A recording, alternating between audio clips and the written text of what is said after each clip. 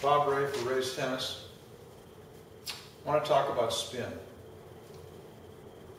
Today, Nadal, #1 player in the world, produces more topspin on his racket, off his racket, than anybody else. And a lot of people are trying to emulate that. The technique that he uses is the most important thing in getting spin. I'm going to go into equipment as well, but basically the technique, and this is for beginners, advanced players know this already, is the racket has to be below the contact point, has to brush up on the ball, and finish high. Now Nadal is finishing so high that he's coming straight up, and finishing over the top of his head. He's doing it left-handed, I'm doing it right-handed. Most people think in terms of finishing over the shoulder. That'll give you a lot of topspin. Coming straight up over your head will give you more topspin. Now, when you lift severely, you also have to angle the racket downward. If you angle it up and lift severely, the ball's going over the fence. So you're compensating for the lift by the angle down. I'm not going to go into grips and all that sort of thing. It's mainly a wrist action. There's knees, there's arm, there's all kinds of body parts involved, but the wrist is the most important part. There's a snapping of the wrist. That's in the technique. Now, if we get into rackets as helping you get topspin, rackets that have a flexible throat will tend to give you more topspin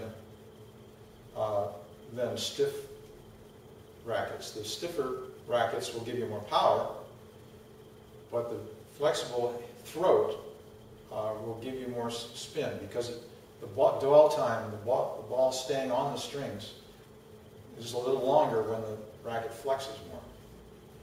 Some people think you lose a certain amount of control when there's more flex in the throat, but you do gain spin. Yonex probably makes more rackets that are flexible in the throat than any other manufacturer. Wilson, this is a Wilson racket. It's a 105S, the S standing for spin.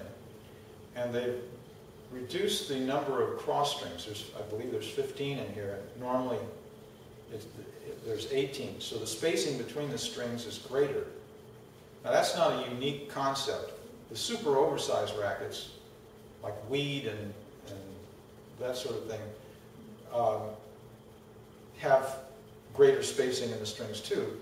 But most of the people that buy those rackets are senior citizens and are not trying to get a lot of topspin. Getting topspin takes more physical effort. The senior citizens buy those big super oversized because they don't see as well and they have a harder time finding the sweet spots. And the racket will give them a lot of power without a lot of effort. But they also have a greater spacing between the strings. The spacing will allow grabbing the ball more. Now another thing that's happening is that by being spaced further apart, the strings can move more. Now, a lot of people think moving strings is a bad thing, that they might lose control, but actually that gives you more topspin. It's the moving of the strings and snapping back while the ball is still on the racket that gives dramatic more spin. Now, a lot of people buy rough strings thinking that's going to give them more topspin. The roughness probably does grab the ball a little more. But the fact that the string doesn't get to move as much because it's rough also reduces the amount of spin you get. GAM is putting out a string today called Glide that is extremely smooth, and it's made only for the cross strings. And you buy it and put the cross strings in and put whatever else you like on the mains so that the mains move more and give you more spin. Another thing that some players are doing is putting silicone spray on their strings. This allows the strings to move even more. The problem with this is that you have to let it dry. You can't just spray it on and hit, because that's going to put silicone on the ball, and the ball will start skidding off the court, and you won't be very popular for having done that.